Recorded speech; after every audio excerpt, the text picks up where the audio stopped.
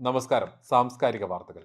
Chaliyar Doha Qatar ദേശീയ കായിക ദിനത്തിൽ അൽ വക്ര സ്പോർട്സ് ക്ലബ്ബിൽ നടത്തുന്ന 10ാമത് ചാലിയാർ സ്പോർട്സ് ഫെസ്റ്റിന്റെ ഒരുക്കങ്ങളും പൂർത്തിയായതായി സംഘാടകർ അറിയിച്ചു.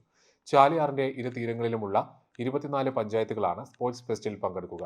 ഫെബ്രുവരി 13 ചൊവ്വാഴ്ച രാവിലെ 7ഓടെ അൽ വക്ര സ്പോർട്സ് ക്ലബ്ബിൽ ഖത്തർ ഇന്ത്യ കലാ സാംസ്കാരിക പൈതൃകങ്ങൾ വിളിച്ചോതുന്ന വർണ്ണശബളമായ മാർച്ച് പാസ്റ്റോടെ ആരംഭിക്കും. അതിനു മുന്നോടിയായി പുരുഷന്മാരുടെ നീന്തൽ മത്സരങ്ങൾ ഫെബ്രുവരി 8 വ്യാഴാഴ്ച വൈകിട്ട് 7ഓടെ നടക്കും. ഫുട്ബോൾ പ്രീ ക്വാർട്ടർ ഫൈനൽ മത്സരങ്ങൾ വെള്ളിയാഴ്ച 3 മുതൽ നടക്കും. ദുബായ് മലയാളം മിഷൻ റിപ്പബ്ലിക് ദിനാചരണം സംഘടിപ്പിച്ചു. കേരള സാക്ഷരതാ മിഷൻ വയോജന വിദ്യാഭ്യാസ പദ്ധതിയിൽ 10ാം തരം പരീക്ഷയ്ക്ക് തയ്യാറെടുക്കുന്ന 76കാരി രുക്മിണിയമ്മ മുഖ്യാതിഥിയായിരുന്നു. കുടുംബശ്രീ പ്രവർത്തകയും കവയിത്രിയുമായ രുക്മിണിയമ്മ തന്റെ ജീവിതാനുഭവങ്ങളും സ്വന്തം കവിതാ സമാഹാരത്തിലെ കവിതകളും മലയാളം മിഷനിലെ കുഞ്ഞു പഠിതാക്കളുമായി പങ്കുവച്ചു. അവർ എഴുതിയ നാടൻ പാട്ട് മലയാളം മിഷൻ അധ്യാപകൻ സുനിൽ ആറാട്ടുകടവ് പാടി. രക്ഷാധികാരി NK കുഞ്ഞഹമ്മദ് ഉദ്ഘാടനം ചെയ്തു. Dubai Malayalam mission chairman Vinod Nambiar ചടങ്ങിൽ അധ്യക്ഷത വഹിച്ചു. ഒമാനിലെ ഏറ്റവും വലിയ മൃഗശാല ഇബ്രയിൽ ഒരുങ്ങുന്നു. രാജ്യത്തെ ടൂറിസം രംഗത്തെ ഏറ്റവും പുതിയ കൂട്ടിച്ചേർക്കലായിരിക്കും ഇതെന്ന് സ്വകാര്യ മൃഗശാലയുടെ പ്രൊമോട്ടർമാർ പറഞ്ഞു.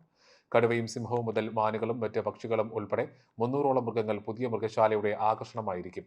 1,50,000 ചതുരശ്ര മീറ്റർ വിസ്തൃതിയിൽ നിർമ്മിക്കാനൊരുങ്ങുന്ന മൃഗശാലയിൽ വാട്ടർ തീം പാർക്കും കുടുംബങ്ങൾക്ക് സമ്പൂർണ്ണമായി ആസ്വദിക്കാൻ കഴിയുന്ന ഇടവുമുണ്ടാകും. സാംസ്കാരിക വാർത്തകളിൽ ഉൾപ്പെടുത്താനായി ഇനി പറയുന്ന ഇമെയിൽ വിലാസത്തിൽ വാർത്തകൾ അയയ്ക്കുക: news@pravasibharati.com അല്ലെങ്കിൽ പ്രവാസി ഭാരതി റേഡിയോ ന്യൂസ്@gmail.com.